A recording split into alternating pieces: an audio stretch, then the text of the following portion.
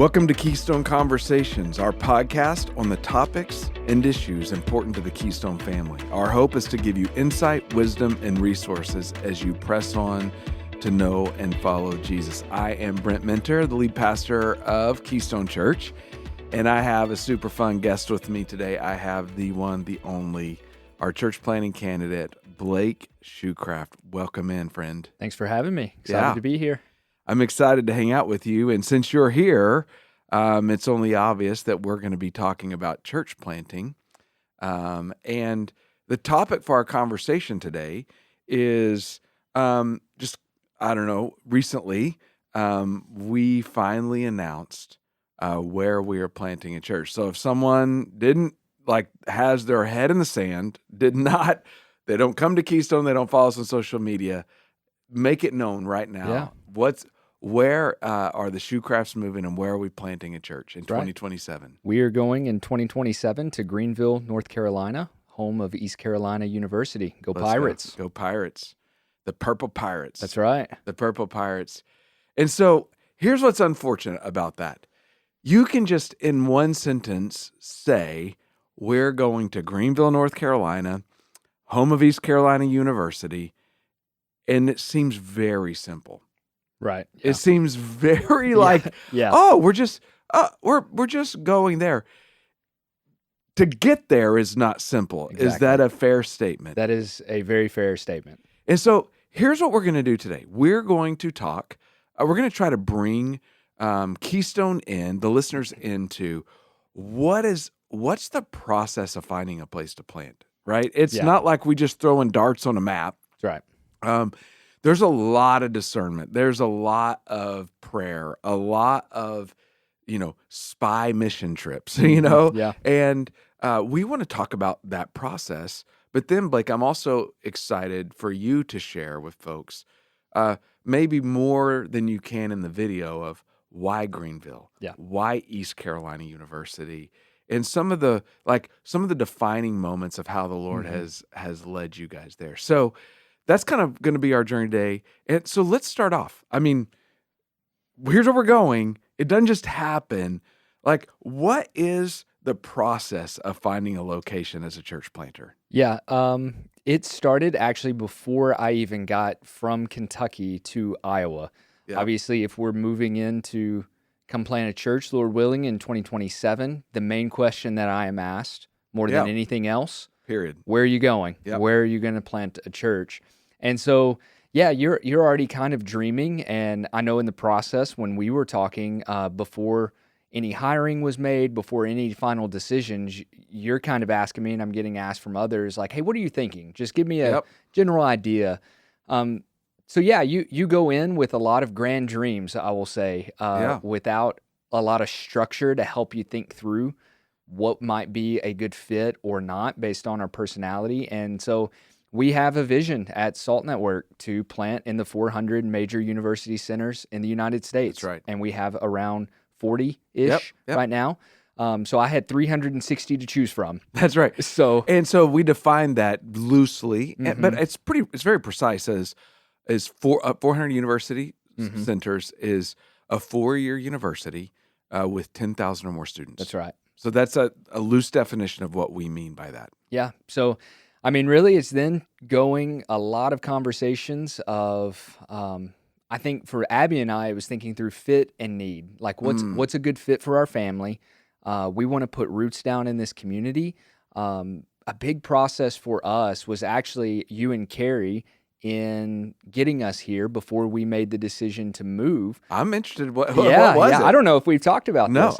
No. One of the things that Brent and Carrie did for us was you guys drove us around and showed us Ankeny and what it's like to live in Ankeny. And while we're only here for 2 years, roughly. I mean, just to watch how you and Carrie just love Ankeny, Iowa. And you're just like, this is the greatest place ever. There's no place I would rather be than here than Ankeny. And I would say that's true. Yeah. Right? And as we're processing, part of what Abby and I were doing is, as we're taking people to a location, do we have that same level of, we love it here? Yeah. My goodness, this is the best possible place you could ever live is Mhm. this location. And so we tried to use that as far as a fit for our family as a metric Wow. of how could we envision others coming to this place and how would we talk about it? How would we bring the excitement that you guys did for us to see the vision of how great Ankeny is and great of a place Yeah. that is to live and put down roots. Yeah, you know, that's fun to hear you say that. But I think it's really important when we're doing ministry, because at the end of the day, while I'm a pastor of a church, I mean, maybe it's just the way God wired me. I'm categorically a missionary to the city of Ankeny. Exactly. Yes. So it I know that we have a big building and all Mhm. that nonsense, but I never want to lose, like, uh, part of both of our stories. We thought that there'd be a period of our life where we'd live in Eastern Asia, Yeah. in East Asia, and so it's like you got to, like, I don't ever want to lose that That's right. missionary drive. Yeah. So, anyways, yeah, Yeah, that's a big part of it. You yeah, know, we wanted to have a place that was a good fit for us. We want to yeah. put down roots there, but also the gospel need because we do see ourselves as we're missionaries to that city and that campus and we believe like that God is Yeah. putting us in a place to make disciples and send out laborers into the harvest. So, That's I what we mean, want to do. that's great. And the thing I jokingly talk about our plans is there's an existential crisis Always. because guys who are going to plant churches with us are super excited to do ministry. And for the first 3 to 6 months they're here, there's this, you don't know what you're going to do next. And watching um, driven, godly men have to sit and wait without answers is a beautiful thing. Yes. Yes. It's the hardest part of the process thus far. Yeah. I would say we had many conversations about that of, Yeah. hey, I want to run. Yeah. Let's go. Yeah. You It's know. like, we got to figure this out. So, Yeah. 360 Yep. campuses left. I wonder who, it'd be really interesting when the last one comes and there's no choice, dude. This is it. Yeah, this is where you're going. But so where's the fit and need? Mm-hmm. So that's still a huge question mark that doesn't have a lot of answers or That's how right. you go through. So one of the things, we actually have some tools Mm-hmm. that help along this process. Why don't you kind of discuss one of the things that you guys walk through? That Yeah. we let you guys, we come from the network, but we've done it multiple times with multiple planters now. Yeah. So one of the things that was helpful was location grid that we use as a network. That was really good. So it gives us basically a framework of some categories to think through as you were considering a fit for you as a planter. Yeah. What would this work along with your sending church? So like we're looking at categories, the distance from the sending church, the location match between the planter's gifting and experience, Yeah. the missiological distance from the church. So is this a college city? Is this a city with a campus? Is this just a college town? Yeah. Like what are we looking at there? And then what's the need? And how do we feel about it? And how did the elders of the church feel about it as Yeah. well? Like Yeah.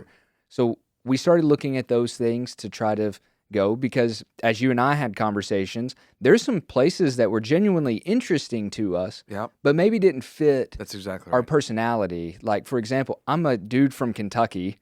I probably wouldn't do well in Boston. Yeah. You know what I mean? So Yeah, and a small town in Kentucky. That's and, right. And that actually gives you a missional advantage to some areas, exactly. right? The easiest way to talk about this is most church planters come in with like only need, and Yes. and they're willing to pay the price. Like, Mhm. put your hand to the plow. Don't look back. If anyone wants to come after me, let him deny himself and take up his cross and follow. Like, those are kind of verses that we've memorized. right. So willing to do whatever it takes for the need.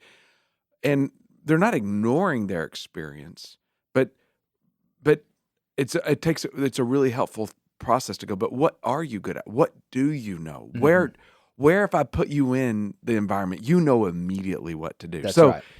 a great example in the negative side, maybe a hard, is like if you grew up in a town of 200 in the middle of Wyoming and you say, I want to plant a church in Manhattan. I'm not saying God couldn't say that. Okay, because in the Absolutely. Bible, donkeys speak. Yeah. So God can do whatever he wants to do. That's right. But you got a lot to learn from the ranch in Wyoming That's to the right. complexities, like economic, racial, societal ills that are happening in New York City. Exactly.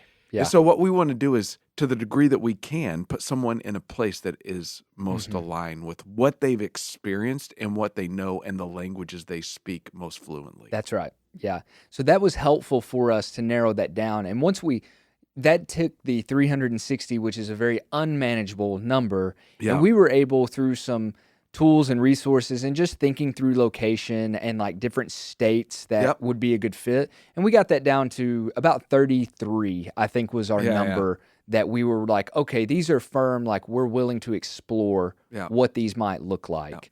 Lots of spreadsheets. A lot of spreadsheets, my goodness. Lots of miles on a rental car, right? Yes. And I mean, how many campuses did you visit? We ended up visiting 12 campuses, I believe. And some of those trips will be like, there's multiple That's right. campuses in multiple spots. You kind of geographically know some places to look. I know people will, after this podcast, ask you, what were they? Yeah.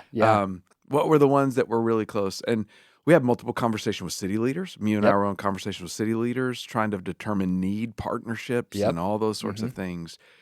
And I mean, do you remember the moment where either like it might not be the final decision moment, but can you remember when East Carolina, Greenville kind of was like, oh.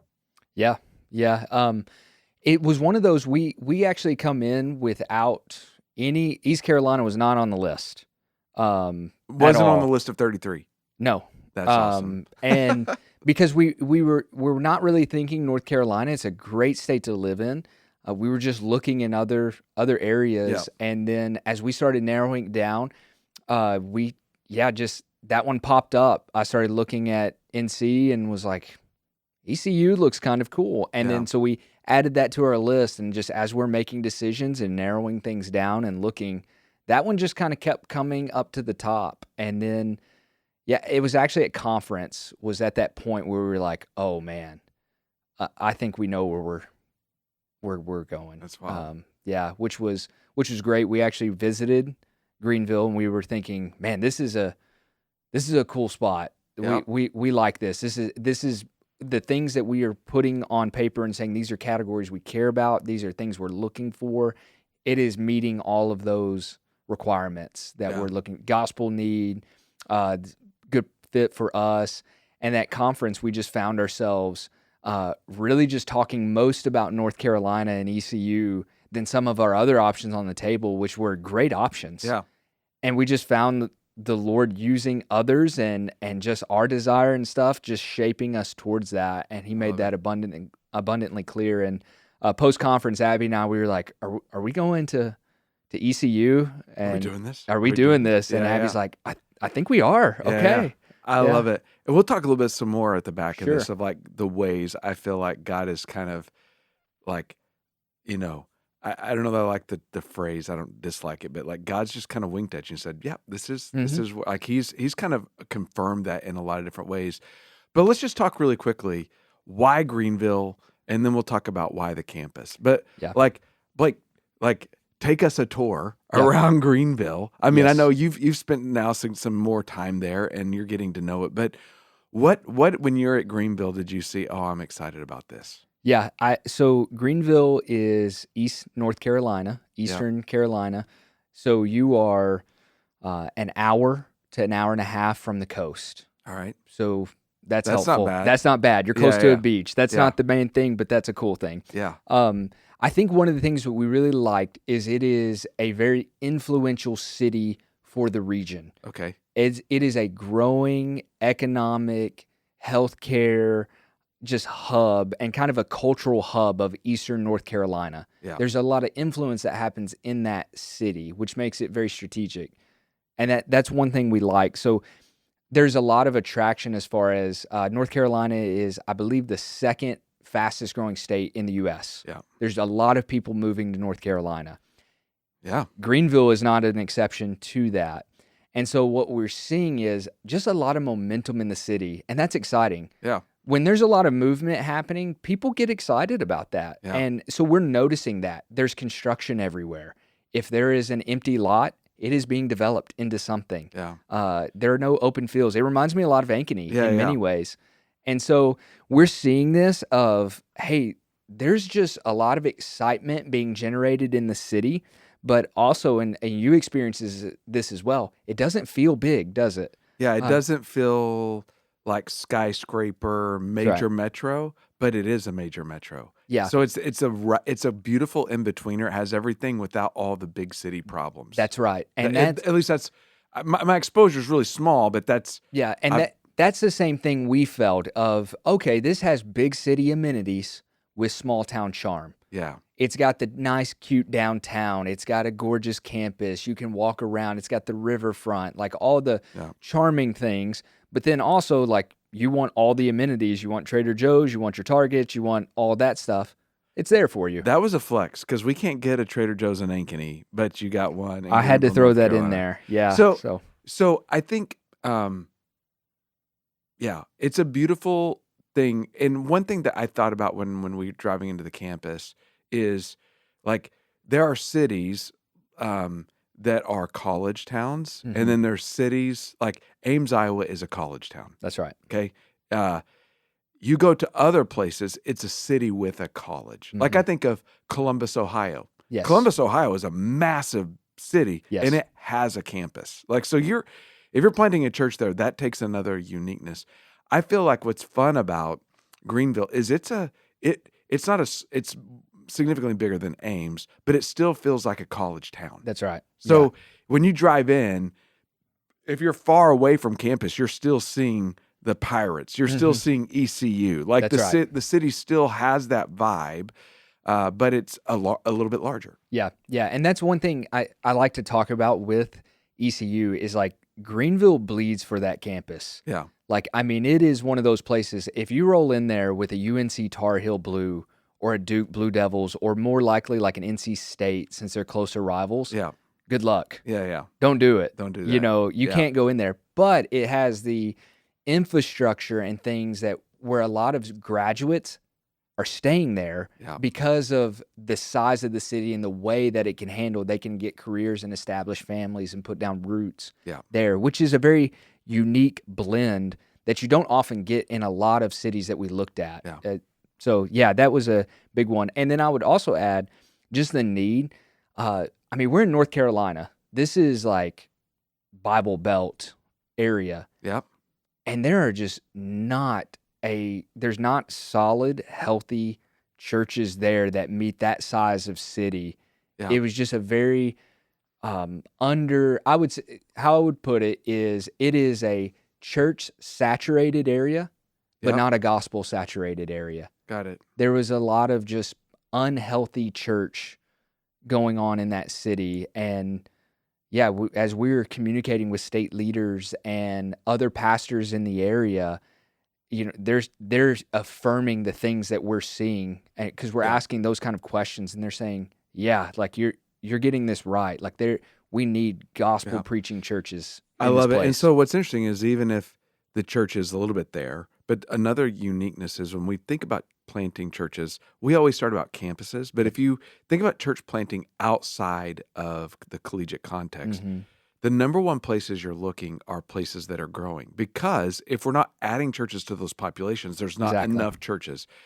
So talk a little bit about like from the state perspective. You said that North Carolina is growing, Mhm. one of the second fastest growing state in the nation. Talk about a little bit how that's what's happening with Greenville, Yeah. and especially related to the triangle and that sort of thing. Yeah. So what's going on is Greenville is very close to the Raleigh area, the Raleigh By metro. close, an hour, hour and a half. Hour and a half, and that's called the Research Triangle. So Yeah. that it is incredibly fast growing. So we're talking about, I mean, I think it's about 11% growth. I mean, it's just incredible Major movement. metropolitan area, Exactly. high growth. And so what's causing that is people are getting priced out Yeah. of Raleigh, Yeah.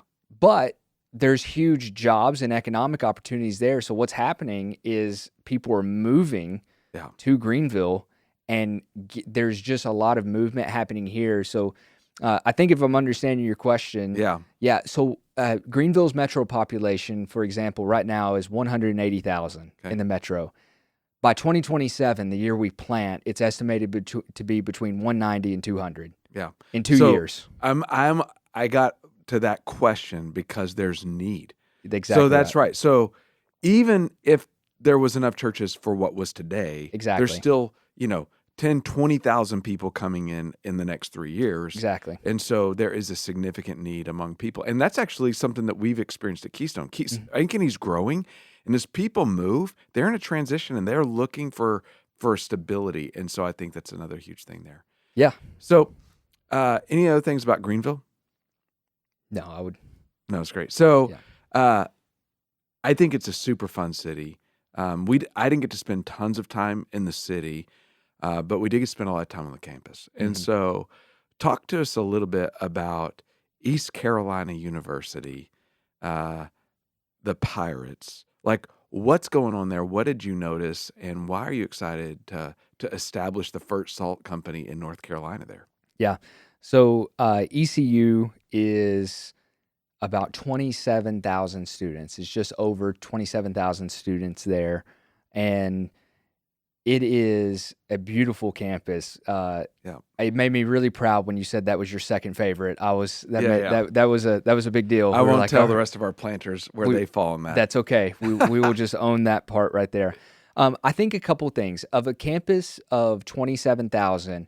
There are certain things that we would expect in the state, collegiate ministry wise, to be occurring on that campus. Yeah, And what we noticed that was that comparatively to other universities like NC State or UNC Chapel Hill, for example, it wasn't even close. yeah, Like, so the amount of students that are there and the collegiate ministry, we're talking about less than 2% were being reached across all lines, just somewhere in the umbrella of a Christian ministry. yeah, There was less than 2% being engaged on a weekly basis, which tells us there is a huge gap here for yeah, just a salt company to come into this place and reach college students. yeah, And one thing that I loved about this is there are revivals already happening on this campus. The spiritual temperature is so high. You can actually look it up now, ECU Student Revival. You can find it on YouTube.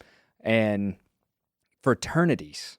I mean, we're mhm, talking about fraternities and Greek life here. yeah, Instead of throwing parties, they were throwing these things called Nights of Hope this fall and having revival speakers like evangelists come in and share the gospel with students, mhm, and people are coming to faith. yeah, And there's not a collegiate ministry in church saying like, "Hey, we know how to bring people in to give discipleship." There are ministries there doing oh, that, yeah, I'm yeah, sure. Like, yeah, of course, but not enough. but not enough. Yeah, Like, yeah, we're talking about thousands of yeah, students who are experiencing their yeah, college life and and not we getting rejoice exposed. in those moments where God might save someone in a night of hope or an evangelist 100%. comes out. We rejoice, but a part of our SALT network is we believe the best growth of a college student is in the local church That's right. and not just at a coffee table. Praise God that people are getting 100%. discipled. But our hope is to get them in the church and get to see a vision of how the spiritual family can work together. And so Yeah, yeah, so even of those that are doing collegiate ministry, not all of them, in fact, far fewer are actually connected inside the life of a church where they can exactly. experience all of that together. Exactly. And that's what we want to do. Your college years, I mean, for some 4 years, Yeah. for some like me, it's a little bit longer because you weren't the best student, but Yeah. it's it's one of those times of it's going to end. Yeah. So we want you to be invested in the body of Christ, in the church, and not just this is a college experience that I had. Yeah. And so there was a huge need in that. Yeah. And that was one of those we were like, okay, this is a big need here. Yeah. I believe it. And it is a beautiful campus. Certainly in a beautiful spot around of the nation. You're an Mhm. hour and a half from the beach. I don't know how long from the mountains, but I've been in 2.5 to 3 yeah, so hours. I've been in those North Carolina mountains multiple times. And so it's a beautiful space, but at the end of the day, there's need. The community is growing, lots Mhm. of transition, and transition means gospel opportunity in my mind. Yes. Yes. And there's also a campus. I mean, 27,000. I think Iowa State, just to get your mind around it, Iowa State's 30, 31. So Mhm. think of like Iowa State-ish. That's the size and the influence of that campus Yeah. in the state of North Carolina. And um, man, what a gift it's going to be. So that's a little bit why Greenville. Why East Carolina University? Like, you guys have made a decision. Like, give some of the stories. It's kind of fun to hear Yeah. some of the stories of how God just has kind of confirmed, even though, like, in moments, you were the only ones knowing what God was doing in you and Abby's heart. We Yeah. had some conversations, but it was not even remotely public. Yeah. And some things that God has done to kind of just confirm and go ahead and before you guys. Yeah. Um, Man, there's so many stories I could share here. Yeah, give us one I, or I, two. I think one that was super impactful was at conference. I did a 2027 breakout, and we had not announced location. We had not firmly decided Yep. where we're going, but we were leaning North Carolina. Those Yep. And there was conversations, still another one in the running. there You were was. still leaning, but it was, yeah. That's right. And so we're trying to discern that. And I had a student come up to me, and it was so great. He said, "Hey, I know you said you don't have the location picked yet, but you have a specific state that you're kind of leaning towards. I just want you to know I'm a junior at Iowa State, and I'm wanting to go to PT school when I graduate, but I want to leverage it on a church plant." Which, Yeah. how cool, man. Yeah. That's It's great. awesome. And so he said, "I've literally been praying through each state to figure out where God might be leading me." And he's like, "Dude, I cannot get the state of North Carolina out of my mind. So if you're going there, I'm just saying I would be interested." I'm like, wow, okay. And so we start having a conversation. I'm like, just curious, like, is there any particular university that you are considering or you're thinking of? Like, just walk me through like how you're Yeah. processing this. And he goes, "Well, there's a few in North Carolina, but I really like East Carolina University." Like, whoa, okay. What is Wow. happening? Yeah. So things like that where God is just like, I think Troy calls them the fingerprints of God Yeah. moment, where Yeah. you're just like, okay, Lord, that's not coincidental. Yeah. And we had a few things like that happen where people are saying, "Hey, I've got family in the Raleigh area and we're wanting to move closer. So I know you guys haven't announced, but if you're thinking like a North Carolina or somewhere close, like we would be really interested." Like, okay, we're in Iowa. How many Yeah. people are connected to North Yeah. Carolina, I'll never get over it every single time. I mean, I remember us saying we're going to plant a church in Bowling Green. I'm like, no one's going to have connections there. And lo and behold, through the network and through other things, people are like, you've got to be kidding me. Yeah. Like, there are founding members of that church that God suddenly, like, they got a job offer for Bowling Green. The next day they found out we're planting a church in Bowling Green. And by the way, they lived in Indiana. They were a part of another church. It's like, God, how do you do this kind of Yes. thing? It How is so in the incredible. world? And he's done it every single Yes. time. Yeah. He's just done it every single time. It's so encouraging to watch because you do have that moment of like, are we making the right decision? Like, Yeah. we've prayed about this. We're fasting. Like we're seeking the Lord in this process, and then for the Lord to affirm these through, through others and Yeah. just people coming to us and going, "Hey, by the way," you're just like, okay, Yeah. like, yeah, let's I do love it. this. Well, Blake, there's so much more we could talk about, but just really quickly before we're done, how can we be praying for you and Abby and Remy, but also just the church plant and just the work ahead? Yeah, I would say pray that we steward our time here well. Yeah. And we continue to just build kind of the scaffolding of the plant, that we are all in with Keystone, that we're not putting one foot in the boat and one foot Yeah. out. We want to spend our time here wisely and build deep wells and deep relationships with those. And I think we've been doing Yeah. that, but I want to keep doing that. Yeah. And so that's one. Pray for us, pray for ministry. We be faithful and honor the Lord in our work and our preparation. Two, I would say pray to just take that first step of potentially going on a vision trip, Yeah. praying that like God would use maybe your circumstances or your life to potentially go on our launch team, because we do need people Yep. to uproot their lives and go. That's a Yep. big deal Yeah. for us, and we know the Lord has the right people to go. Yep. And just for people to pray, "Lord, here am I. Would you send me? Yeah. Is it us in this season?"